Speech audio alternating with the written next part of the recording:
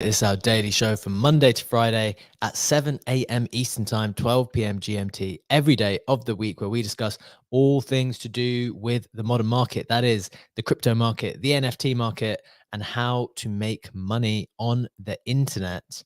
I am your host, Bchek. I'm joined by my legendary co-host, Legendary. And we also got some absolute legends on the stage with us. We have Sammy, the current digital asset. He's currently the digital asset consultant doing research for Mockaverse, advising at Courtyard and Frame. And we have Pix too. I believe, Legendary, you wanted to give Pix a little shout out. I was going to do the same thing, but you specifically messaged me. I was going to do it too. What did you want to say? I wanted to give Pix the shout out. I Our didn't want to steal it from you. I was going to do it, but anyway, but you our messaged, so I'm going to let you do it. co-president, our co-president of the Youths, man. Congrats! That is a fantastic position to have. Love to see it. That after everything you've been doing as a creator and rapping your youths and doing for the community, that you get to be one of the two co-presidents. It's amazing news. Mr. President Pix, great to have you with us. Just before, we're going to throw to you in a second, Pix, just as a reminder to everyone before we start the show, that nothing that we say here is financial advice. This modern market is exceptionally risky. We do not know anything for sure, so please do proceed with caution and exercise your own judgment. With that out of the way, Pix, how are you feeling, Mr. President? How do we refer to you now? What's the Third person, His Royal Highness. Oh, Pix, I can't hear you. Legendary, can you hear? Nope. Damn. Maybe Sammy can hear him apparently, but maybe you want to step up from the stage real quick and go back up on stage. That will certainly fix it. Let me add you as a speaker again. Pix, you can't give away presidential secrets on stage. That's why you've been muted by the powers. You have to be, you have to understand your role now. You're got to keep that stuff under wraps. Pix, sounds like you're back on stage. Are you with us? How are you feeling? Damn, cannot hear you, my man. You might have to leave altogether. Sometimes that works. It sounds like Sammy can hear you. It seems like we cannot. Sammy, just a quick test that it's not all of you, because sometimes it is. Can you just come in, say something? Yes, we cannot hear you either. So, love it. Both of you are gonna have to drop off somehow and come back in. I suspect maybe just leaving the space entirely and coming back. We're gonna get into the show in just a little bit, but Legendary, why don't you take over here? How are you doing this Wednesday, the 20th of December? There's something that was heavily weighing on my heart. Something we talked about on the show. Good. Solana saga, the pressure of not knowing, will we get one, won't we get one? And today is the day.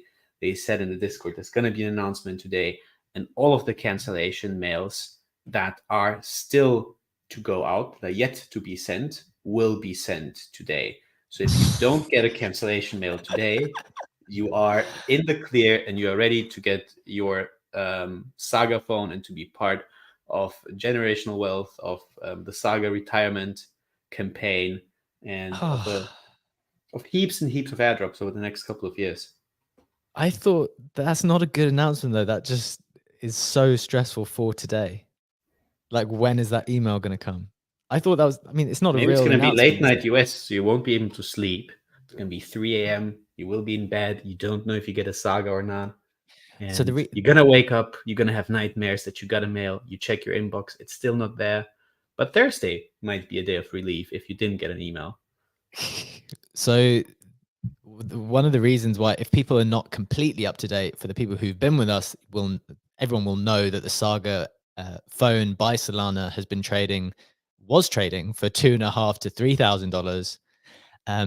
In the last 24 hours, we're not completely crazy to be hoping that we get this confirmation email, because I believe it's gone up to $5,000 now, trading for a 10x, a sweet 10x on a wonderful phone, which was described by MKBHD, the very prominent, famous YouTuber who reviews technology, as having as there being no price that he would be willing to pay for the phone because it was literally the worst phone of the year. I don't know if you've seen that clip, Legendary. Have you seen it? I've seen it. I commented on it, and I was like, he doesn't get it. You don't have to pay for this phone. This phone pays you to own it. But I think that's the point. He's saying, I mean, he stopped short of saying that he would need to be paid to have it, but he said there was literally no price. It could have been $1 and he still would not have bought it. Are you saying you think he would have changed his mind if he realized he was paying for it? I don't know if that's the case. I think his engagement farming us a bit, and it's clearly working because the whole JPEG community is commenting on the post where it shows up. Interesting. Okay, so that's one thing that's happening, but that is a very important piece of news for everyone in the space who's waiting for that email. And there's a number of us I can see in the crowd. I know Sammy's waiting for the email. I know there's a few other people waiting too. So I hope that's a good update for people. The other key question before we get into the show and all of today's headlines and what's going on in the NFT market that I wanted to ask Legendary is that I had a dinner with a very good friend and collector and friend of the show, listener to the show yesterday. And one of the things I was conscious of is, do we think, like, are we stressing people out? For example, like, you know how even weeks ago we started to say, right, got to lock in, got to lock in, you got to, the market's coming back. And that is kind of what happened. And then even more recently, we've kind of spoken about trying to get all over different opportunities. And then I started to wonder, and I know that there's some people like making notes from our spaces and like trying to make sure that they're across their own things at the same time. And I wondered whether we needed to project an air of calm in in the crazy realm of crypto where everything is going up, down, sideways, mostly up at the moment. Do we have a responsibility to the people to project calm, even if we are not calm? Or is it better to be transparent and just be like, look, we're trying to really organize ourselves and get on top of all of this stuff at the same time? What's your thought on those kind of two directions that we could go in? I think we have a responsibility to stress people, to stress the fuck out of people. No, jokes aside, on a more serious note, I think we do have a responsibility to not be like the super calm all the time, but like to be transparent that some things are just, you can't wait with some things. You can't postpone things. If you learn about something and you need to do stuff immediately, we had the frame airdrop, which obviously is the title of the show, which we're going to talk about. I was aware of the quests on testnet. I set myself a reminder, I'm going to do them after Christmas. Well, now you have to wait for the mainnet quests, and we have seen testnets that have been incentivized. So there might have been an advantage to having done those testnet quests, and that happened with 2, 3, 4 other things that I basically postponed to do a bit later, and then the airdrop happened, then the snapshot happened. So sometimes in this space, it is best in your own interest to act like as fast as you can on the news. Obviously, you can't cover everything, you can't do everything, you can't be on top of everything, but just being calm and trying to find a schedule of, doing a couple things in 2 weeks, something to be left for the start of January, is probably not going to work out. So maybe we have a bit of responsibility to stress people to a certain extent. Yeah, it's a fine balance, isn't it? I think it also depends a little bit on where you are, maybe in life, where you are in your kind of accumulating stage of crypto, how successful you've been up to now, to what extent you like, how much risk you want to put on the table, how much you want to take advantage of stuff. But I'm kind of with you because there's just numerous examples, even when you described those situations of, you had Frame on your to-do list to interact with on testnet. This might be the real nail in the coffin for me. You guys bought your Solana phone. I know you and Sammy ordered on Thursday evening. And I know you went in the Discord and asked if we ordered on Thursday evening, are we okay? And I think they might have suggested yes, but obviously you still want the confirmation. I, on Thursday evening, thought, I'll leave it until tomorrow morning. And that could be the nail in the coffin. Like, who It knows? could be, It could but be. Sammy and I will take good care of you in the next bear market when you don't have your fallback of generational wealth because of the Solana saga. We will take you out for dinner. We will make sure that you have a place to stay, to sleep.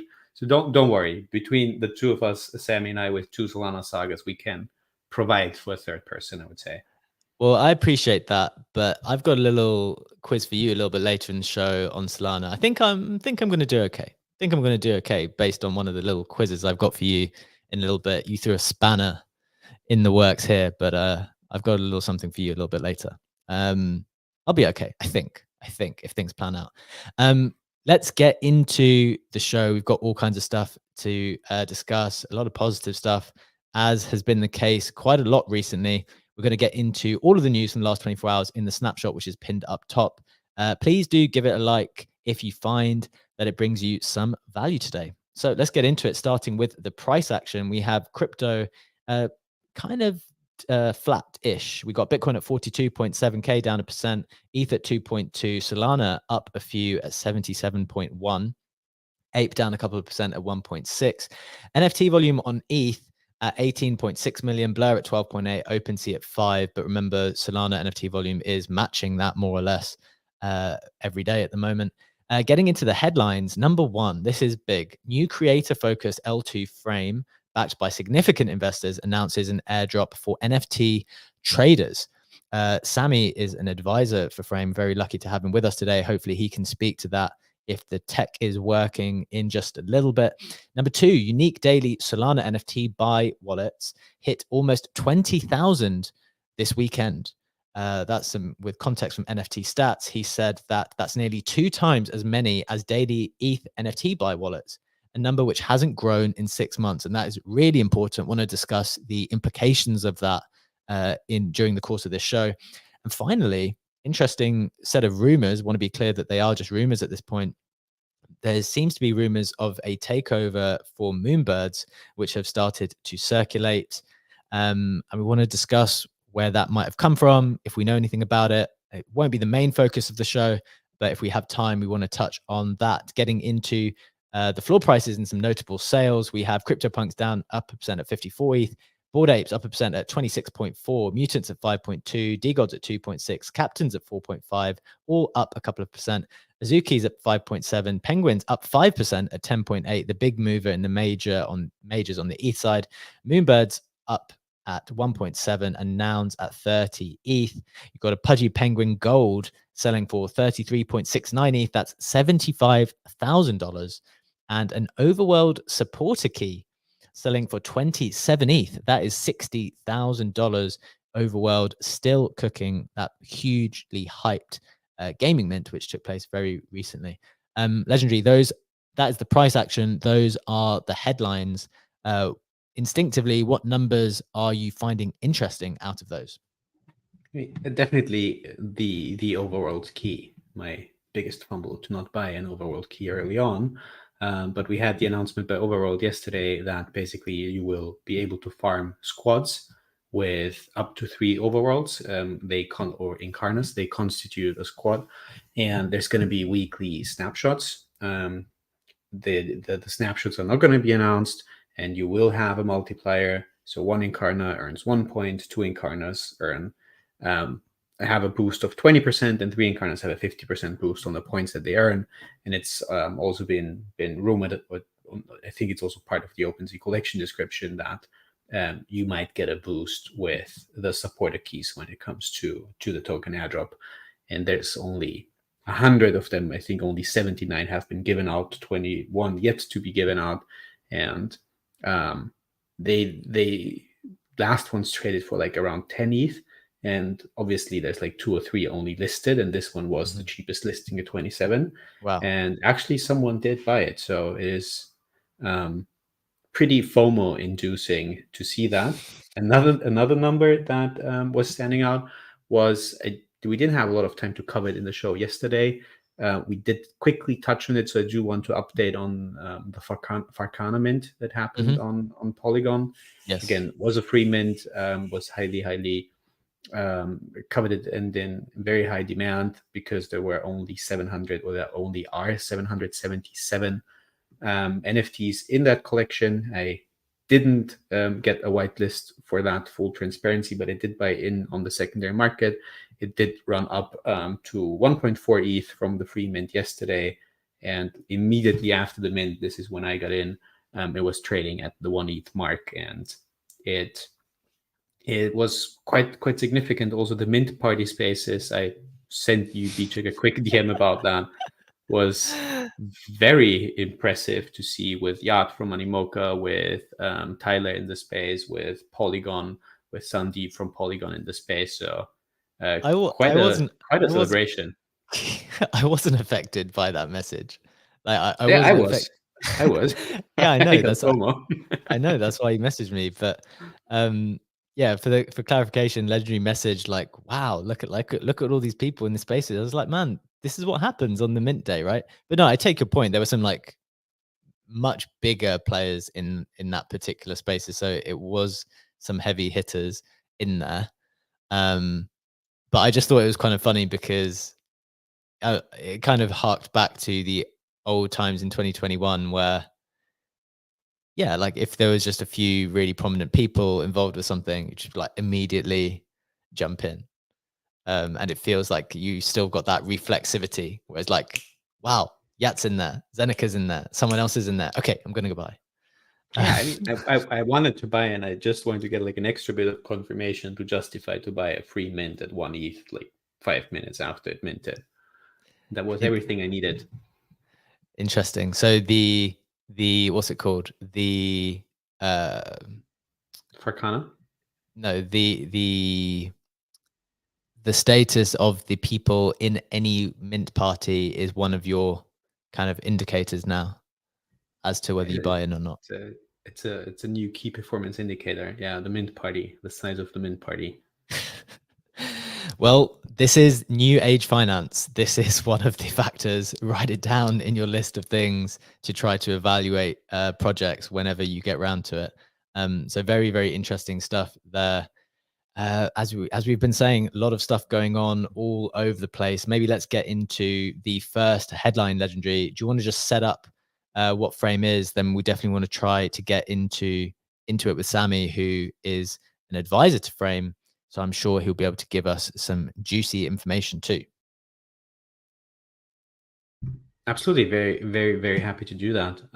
Frame, probably best described as a blockchain network that is built for creators and collectors. This is how they also describe it themselves. Uses layer zero technology, works with layer zero, has the goal to bring cross-chain NFTs to Frame, and they had a testnet running up. They did bring on a bunch of advisors, including, as you said, Sammy, including Whale Swoosh, who's also on the advisory board. And yesterday, they did manage to take over the timeline with the airdrop that was announced. That basically pretty cool. I liked it.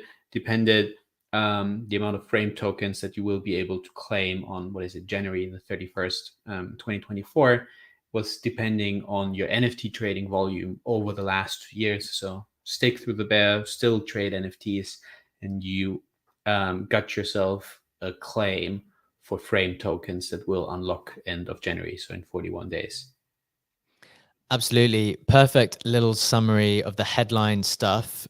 In essence, if you were active in any way as an NFT trader or collector over the last few years, you will almost certainly have an allocation of Frame. So definitely go check it out. The token is not tradable yet, but I'm sure we'll get some more details from Sammy, I hope, in just a second. Sammy, welcome to the stage, doing one of the best jobs as an advisor to multiple projects, Courtyard, Mockaverse, and Frame. What is your kind of TLDR from this Frame drop that you have for us? Damn it. Can't hear you, man. I have the captions on. I turned the captions on. At least we can read along with that. And if everyone else can hear Sammy, Pix seems to give a thumbs up. Maybe let's just try to do it via the captions and Okay, well, you have ask the him a audience here question send then, his take. because I don't have Yeah, captions on. So gotcha. I'll do it. okay. Sammy, sorry, go for it.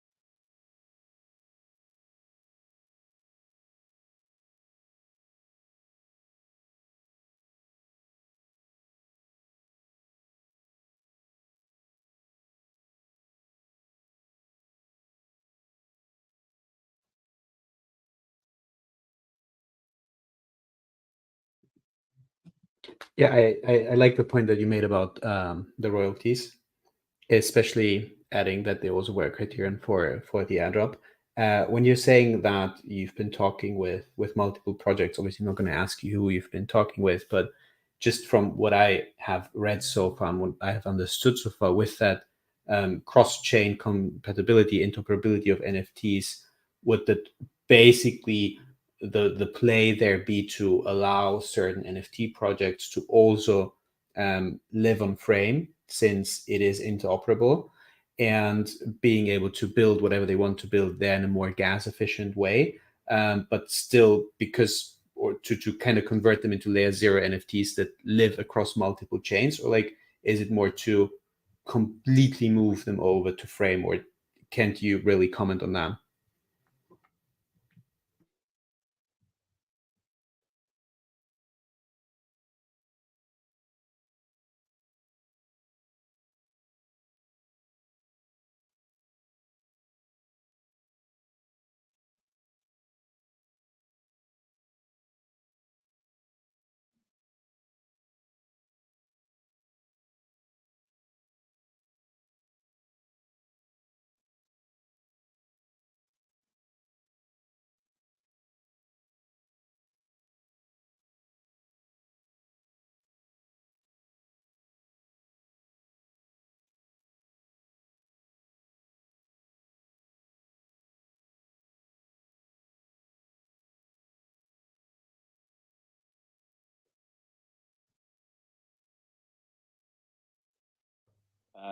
I haven't really spoken to the team in depth about what the strategy is there, but ultimately, if you play around with a test net, you'll probably get a feel as to what is possible.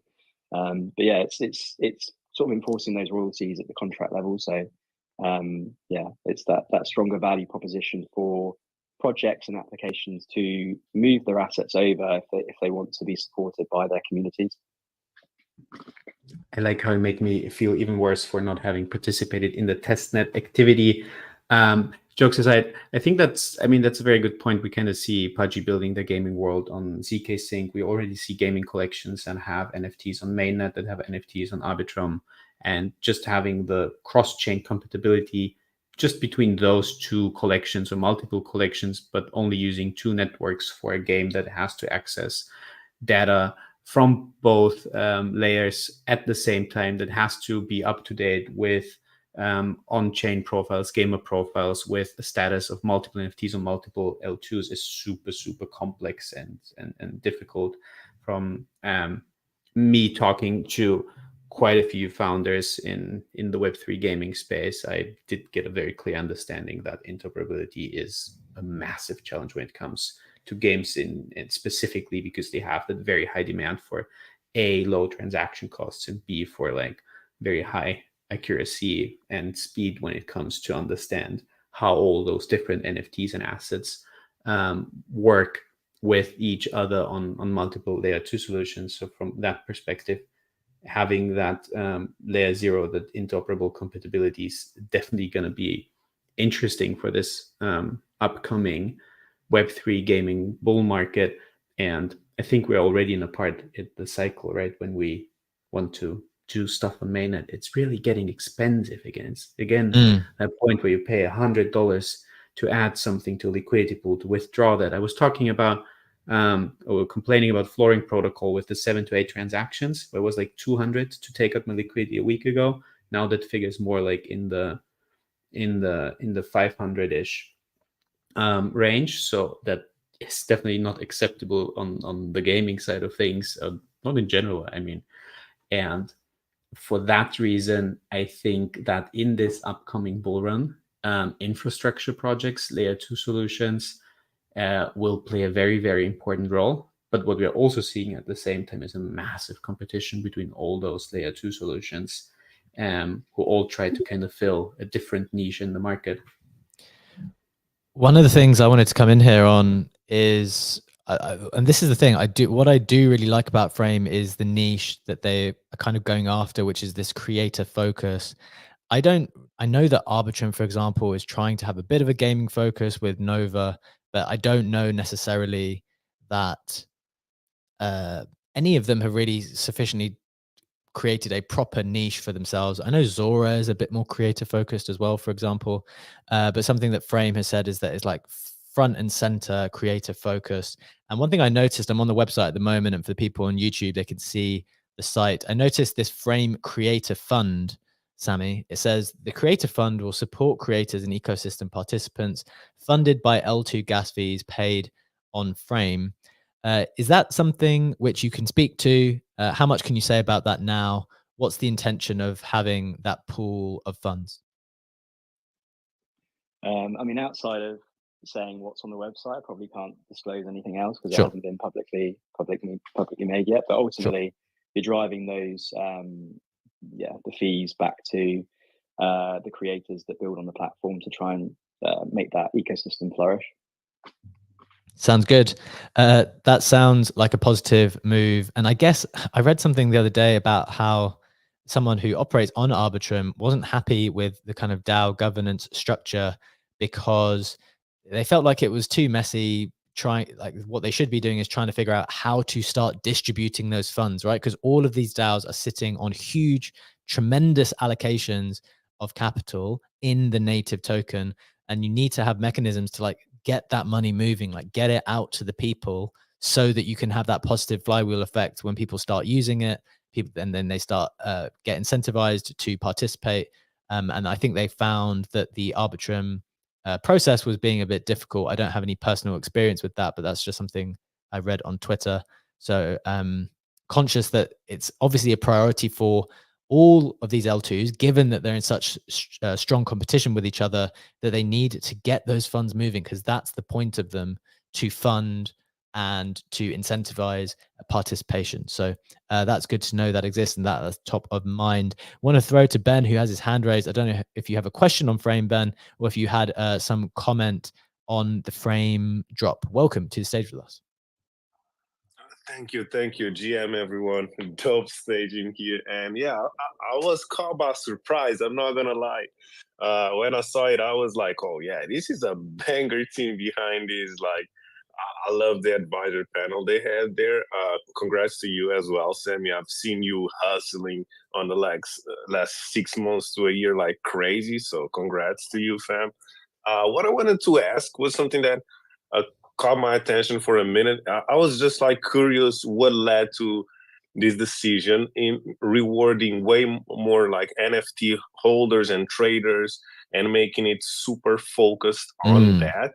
And how are you trying to solve this problem that we have on ETH? Because ETH is like this prestigious, quote unquote, like chain for NFTs.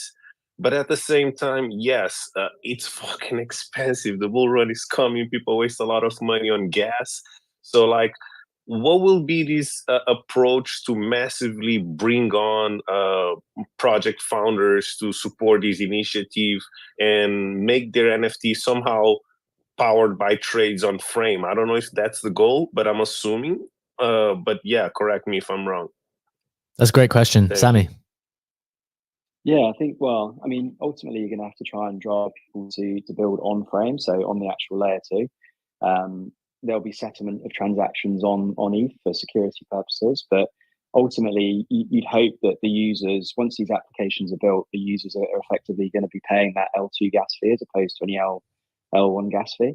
And yeah, it uses so Arbitrum's stack to do that settlement. So yeah, I think outside of that, it's effectively leveraging the network that most of the guys within Frame have, which is pretty extensive. If you look at, as you mentioned, the panel, so you've got sort of those devs, so Saigar, some pretty big Web3 partners.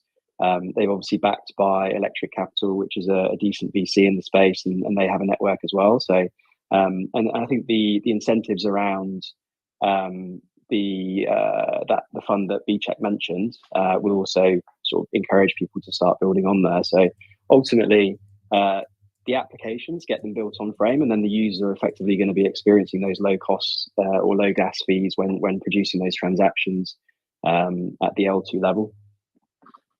Yeah, what I think is super interesting is that although there are a lot of scaling solutions out there that could potentially execute the same stuff technically, it's the business development side here. Because I believe that you guys will be super focused on attracting this side of the industry, and that can have a huge impact. One example of that is, in my perspective, Solana.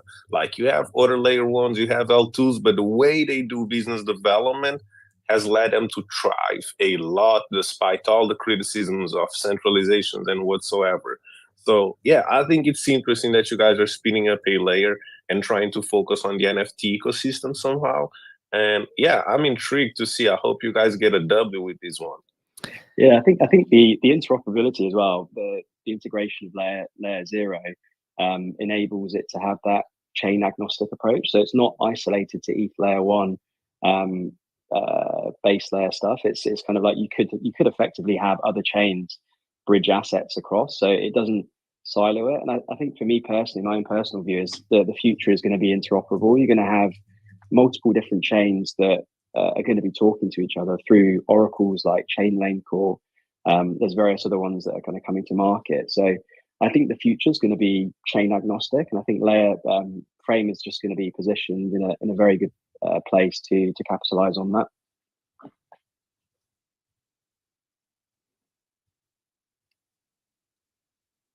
Sounds good. Interesting, super interesting discussion there. I think, as you say, Frame is well positioned, and interesting to hear that creator focus. I think that is really important. Thanks for the update, Sammy. Really, really important stuff. Legendary, I think you wanted to shout something out from the comments, I believe. Yeah, absolutely. We had a couple of questions in the comments. If we can quickly explain what layer zero actually is, how it works, what it does, why we need it. Really simple explanation. Basically, we have many different blockchains, and there wasn't really a need for them to communicate with one another. I mean, obviously, layer 2 solutions on ETH communicate with Ethereum mainnet to have all the transactions and everything updated. But for other blockchains, Polygon didn't need to know what's going on Arbitrum, and the other way around, as well as for alternative layer 1 solutions. And layer 0 is trying to be this kind of translator between different blockchains, so it makes it easier to exchange assets, to exchange NFTs across all those different blockchains. And it kind of makes sense if you think about, for example, a token that exists and can be traded on multiple layer 2 solutions. Take a stable coin that, okay, maybe don't take a stable coin, take not a stable coin, although obviously the omni-chain USDC is a big selling point for layer 0. But take any other coin that has maybe a lot of liquidity on Arbitrum, because this is where it's a gaming token where the game lives, but it's also traded on Ethereum mainnet. There might also be a historic collection that exists on Polygon where this token is also traded. And then you have a bit of this like pocketed, fragmented liquidity that's not really good, because bots, people will try to arbitrage it, will try to see if there's any benefit or advantage to be taken of that. And by having basically this layer 0 underneath layer 1's layer 2 solutions, and having tokens that can exist on omni-chain and can be moved from one chain to another, you're basically trying to unify a very, very fragmented liquidity that otherwise exists across so many different blockchains. Super interesting, very thoughtful response there. I hope that's helpful for people trying to understand what that actually meant. Sammy, I want to give you a quick chance to come back in. Then we're going to move on to the Solana NFTs conversation. Definitely want to try to bring picks back into that now that I think, can hear everyone a little bit better. So, Sammy, conclude this topic for us, please. Yeah, just to that point around arbitrage as well. Something that I found really interesting last year was so Ghostly Ghosts. They're the first Layer 0 kind of omni-chain collections. They were launched on various different blockchains. So you kind of saw various pricing sort of fluctuate depending on demand on different chains. So whether it's on ETH or like other L2s or various projects, but you'd effectively see these assets get bridged across different chains to then capitalize on the price and bring it into equilibrium, which I found really interesting. Yeah, that is quite funny. That's funny that arbitrage will just continuously exist if things are existing in different places. Interesting stuff. Let's bring that kind of technical conversation to a conclusion. Hopefully it was helpful from the airdrop perspective as well, and to understand what Frame is going to do. Also helpful so you know that you can go and check your NFTs, connect to Frame, and see whether you are eligible for anything. But we want to get into the Solana NFT conversation because NFT Stats had a very interesting statistic in the last 24 hours explaining that the unique daily Solana NFT buy wallets hit almost 20,000 this weekend.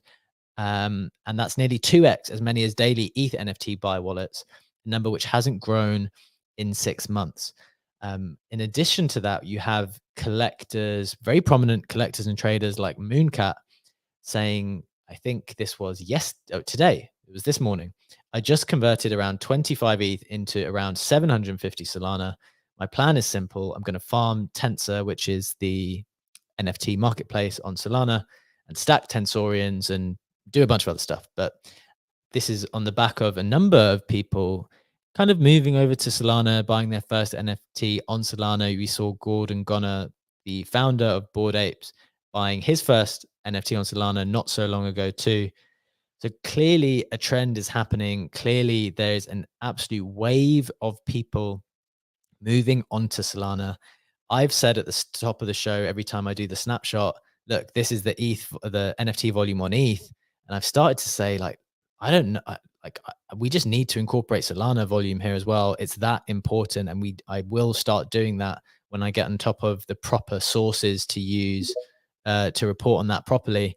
But my key question to you, Legendary, is going to be, what do you think of this movement? Like, the thing that everyone is wondering, given that so many of us are here because of everything that happened on ETH in 2021 onwards, have either significant ETH bags in terms of the token itself, also maybe significant NFT holdings on ETH. Is there a bit of a migration taking place? Is that good? Is it bad? What are your thoughts? There's definitely migration taking place. And if you think about it from the perspective that in the last cycle, when I was basically mainly on ETH and Solana, not a lot of ETH people were moving over to Solana because the last cycle was Solana's first cycle. Now we see Solana's second cycle. ETH is in its, third or fourth cycle maybe. But it's Solana's second cycle. People have that very easy narrative to see, hey, it was successful in the last bull. It did go up to 260. It is definitely way cheaper to use than anything we do on layer 1 solutions. And quite frankly, it's cheaper than most layer 2 solutions either way. But it now has track record. So that makes that migration easier because you get to use Solana in a more advanced stage, in a stage that's more user-friendly. We talked about how Wormhole, the bridge that many people use to move funds from ETH to Solana, is now significantly more user-friendly than was 1.5 years or 2 years ago. And one thought to add to that is something that actually Beanie posted.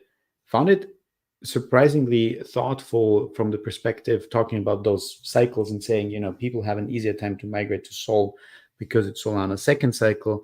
but where everyone has his attention on moving from ETH to Sol to do the same things we've been doing on ETH, which is buying JPEGs, farming airdrops, and trading meme coins. What are some of the other layer 1 solutions or alternative layer 1 blockchains that are now having the first cycle that didn't have a cycle? Is it something like Aptos or Sui or other L1s that might be worth to have a look at? And that's also another perspective to think about when all of the attention is on Solana now, that there's still more blockchains than that, and some of them might have the first cycle in this bull. Very, very interesting point. What do I think? I think that when you're talking about Solana NFTs, you mentioned there like the ease of use, and this is like my key conclusion that I've experienced, because I try to watch my own behavior and notice my own behavior a lot, and it just feels so good and smooth making transactions on Solana. Like, I'm not making a comment on ETH. That's not like to do ETH down either. Obviously, have reasonable investments on that side too. It's just, if you actually use the tools, it's really, really nice. And if you try to put yourself in a position of thinking of where people, not just of where people are moving, because I think it's actively happening right now. Those statistics, I don't think are lying to you. Like, there is a migration taking place, at least to a certain extent. But if you were to, in addition to that, think of where people will go when they arrive into the space, for all the people who haven't come back yet, or the new people who would be interested in the space, you've got to think, in my opinion, that the fees associated with transacting on Ethereum is a problem. And I know that's not a new problem. It's actually indicative of something which is valuable, because it wouldn't be worth paying if it was not used a lot.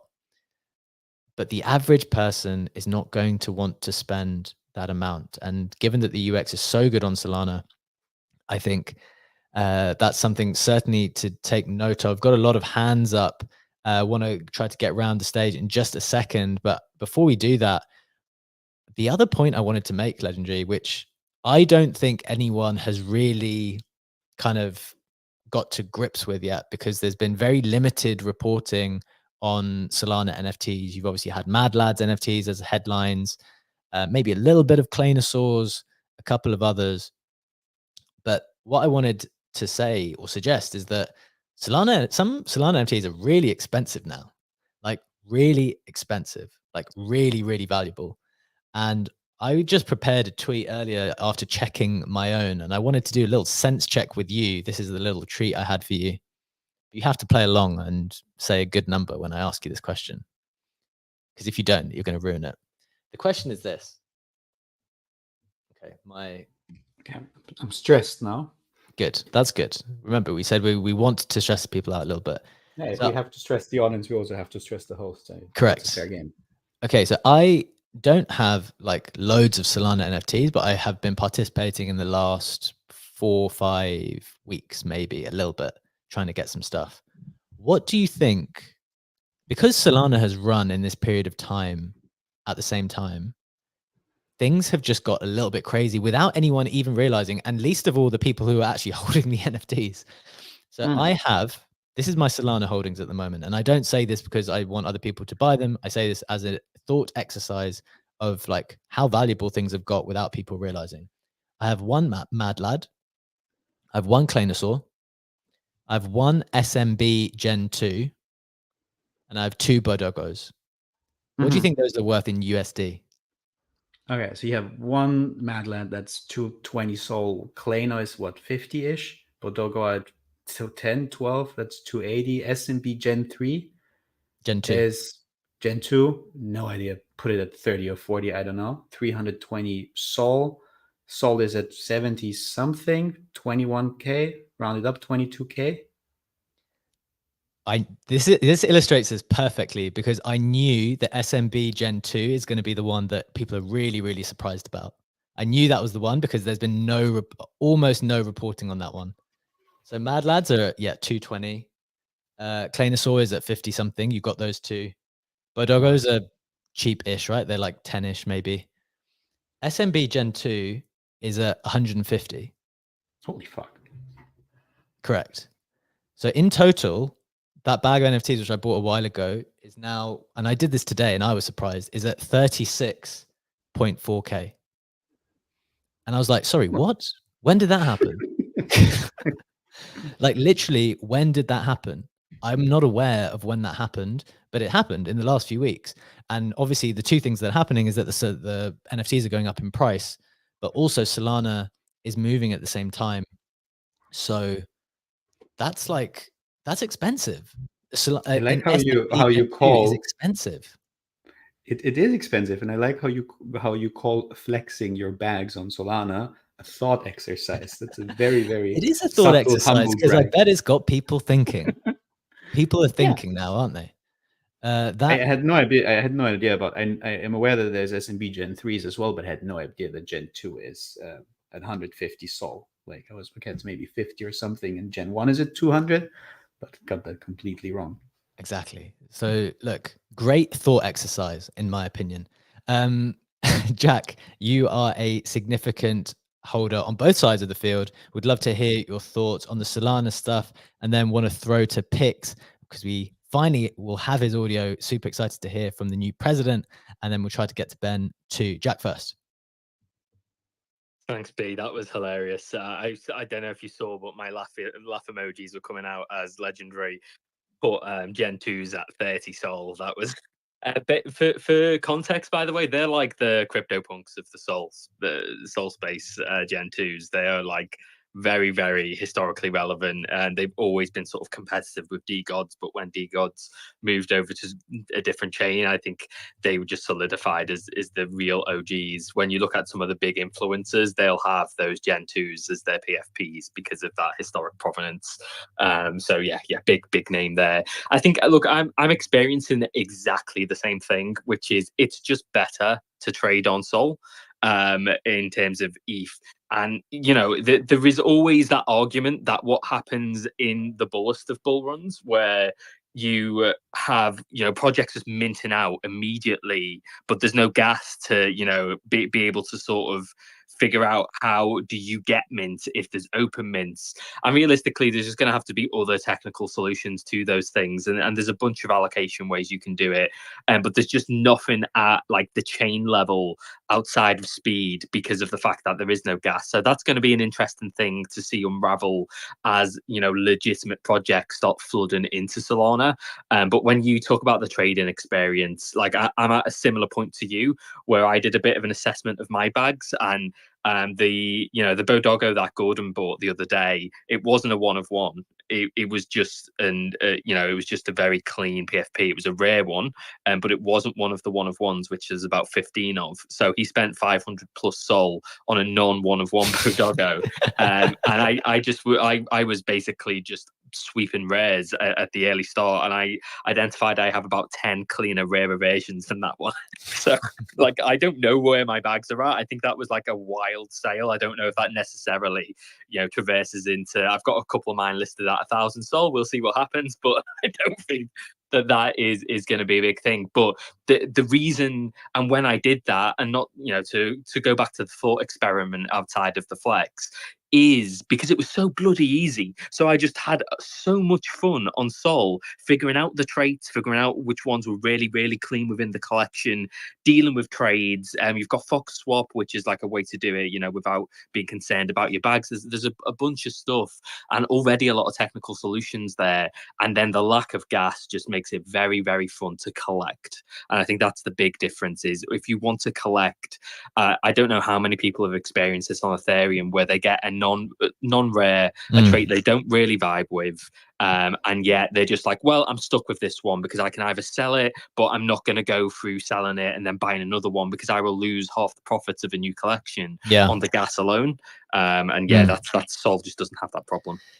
Yeah, very, very good points on the collector experience. I think that's probably echoed by what we've kind of just been talking about. Definitely valid stuff there. And yeah, kind of fortunate in some ways when you manage to collect more than you would like because it's so easy, but equally got to be careful at the same time because you can overextend, especially when the price of Sol is going up so much and you kind of don't really realize. I don't think people have basically got fully to grips with how much Solana is. And I just think the move has happened so quickly, and therefore you just haven't quite done the maths and fully understood how much these NFTs are costing. So be cautious of that. Pix, delighted to throw to the new president. How are you feeling, and what are your thoughts on this topic? Yo, GM, can you hear me now? Yes, sir. All right, let's go. Excited to be a president now. And I'm not a president, I'm a co-president. So I'm with Cash as well. He's a goat as well. But yeah, regarding Solana, I have a couple of thoughts. I mean, obviously it has been a really crazy run for Sol NFTs and Solana. And to be honest, I kind of missed when Solana NFTs were moving with the same direction as the price. Because last time I checked, it was like Solana was going downwards, NFTs were going downwards. Solana price was going upwards, NFTs are going downwards. So like it's never ending cycle like this. But yeah, basically I bought a couple NFTs back in spring. Still hold of some of them. Lost on most of them. Mad lots are kind of saving my portfolio on Solana. But one thing I wanted to actually say is I pinned a tweet of mine like 2 weeks ago or so, where if you invested 1,000 like in Solana NFTs exactly 1 month ago, how much it would be. And like it's really crazy because Tensorians, they went up 21x. And it's one of the top collections now. Mad Lads, Bod August, like if you invested like 1K, it would be like $8,000. So it's really insane numbers, and it's just 1 month as well. But yeah, one of the things I feel like right now is driving Solana NFT prices, or at least keeping them at the same levels, are shitcoins. People are making tons of money. You can see on the timeline, like a lot of people are making like insane amounts of money with just like one sol.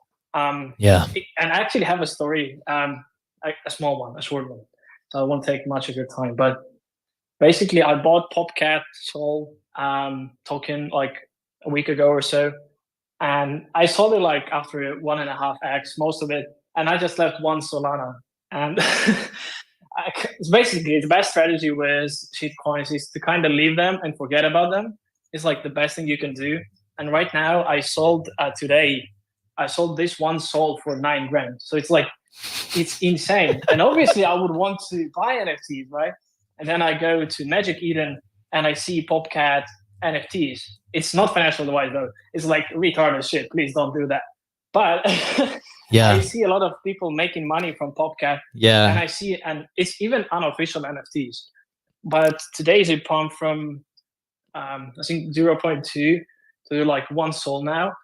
And it happened before with the Dogecoin, with the hat one. Yeah. Like it went from 1 to sort of Solana. So it's insane. Yeah, absolutely. Like there seems to be so much activity across the board, especially on the meme coin side of things now on Solana, where you actually see really big ETH traders throwing in the towel and coming across and just wanting to participate on that side of things as well.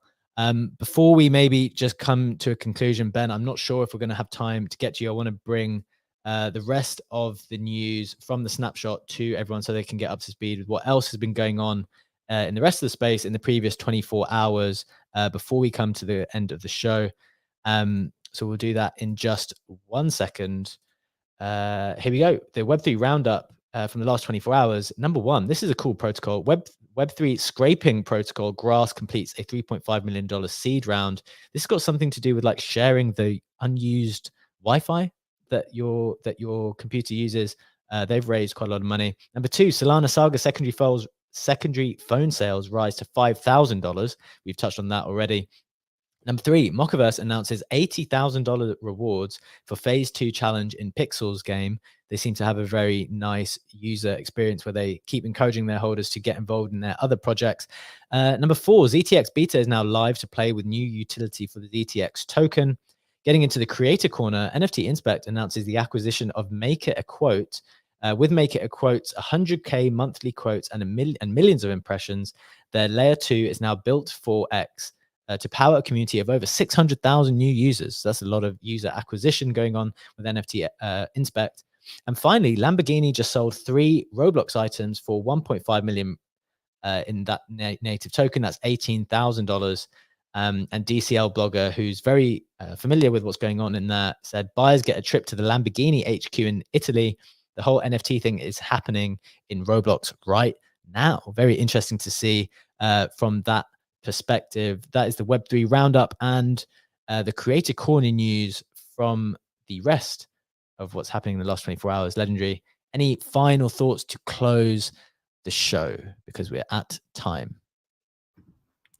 Definitely like the Inspect news, very much for the point to try to get a bigger reach with what they're doing, but also saw the Lambo news that you reported from DCL blogger was a nice one.